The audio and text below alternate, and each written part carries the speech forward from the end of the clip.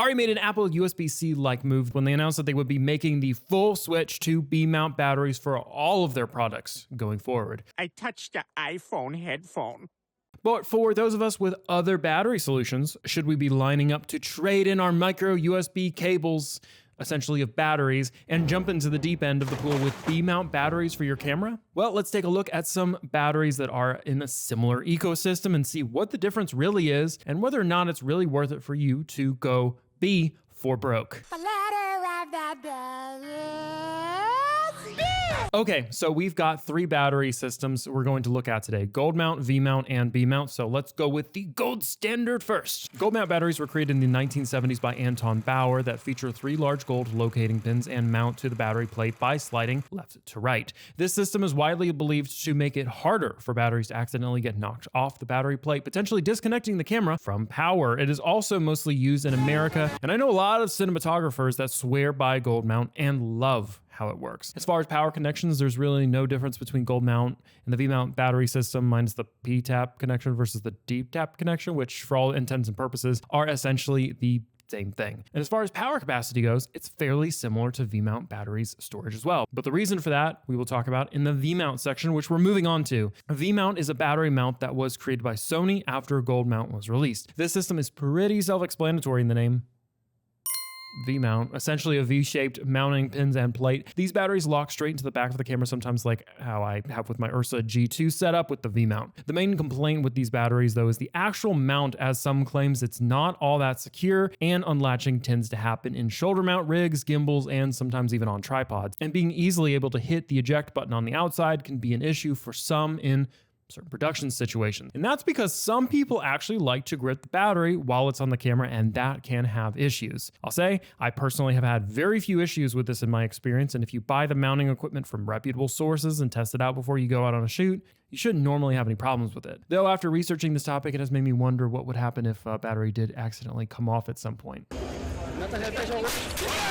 That would be sad. But when it comes to power capacity, B-mount and gold mount have very similar watt-hour capacities, with the most common capacity being at 90 watt-hours. And even though the batteries can go up to 240 watt-hours, the main reason behind 90 watt-hour storage being the most common is because the FAA or TSA or whatever regulations that won't allow passengers to fly with any lithium-ion batteries that are over 100 watt-hours, and that applies to both checked and carry-on luggage. There are some ways around this, with special permissions being granted to up to 300 watt-hour batteries, but yeah, have fun dealing with the TSA or FAA for any of that. They are a joy to work with. Hey, Mr. TSA. This leaves us with the ARRI-backed B-mount battery option. Again, just like V-mount, B-mount is a B-shaped mount battery that brings the left to right locking connector that gold mount provided. The cool thing with this battery is the actual release button for the battery is on the battery itself, allowing for a more secured battery and a thinner battery plate. But the thing that separates this battery from the other mentioned above is its ability to support 24 volt power, but also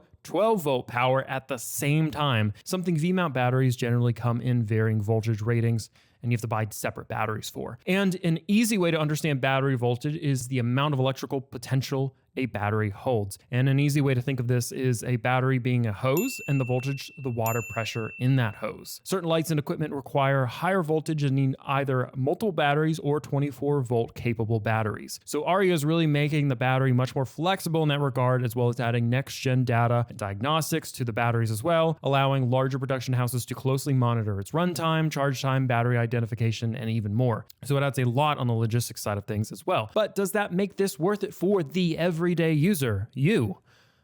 Not yet, and it really comes down to price. A typical 90 watt hour V-mount battery costs you on average of $200 to $300, and sometimes lower if you want to risk it with no brand names, which I do. And a B-mount battery at 86 watt hours is around $535. And you have to special order it, and it could take weeks at this point to get to you. And to be honest, it was hard to find a B-mount battery below 100 watt hours, so you might have issues flying with it, though I've never had TSA actually inspect my V-mount batteries before, so maybe not an issue, but I wouldn't want to risk a battery that big catching on fire on a plane. I mean, honestly, it's expensive because it's new and the price should fall over time just like everything else. And granted, you do get 14 volt and 24 volt in one battery, but it does sound like B-mount will actually have the ability to integrate with both gold mount and V-mount batteries in the future. So is this something the average user should go out and convert to right now? No, stick with your V-mount or gold mount and wait. And even though ARRI always makes things really expensive, they are still a camera company worth studying. So watch this video here on why it's important to study ARRI cameras, even if you'll never own or use one.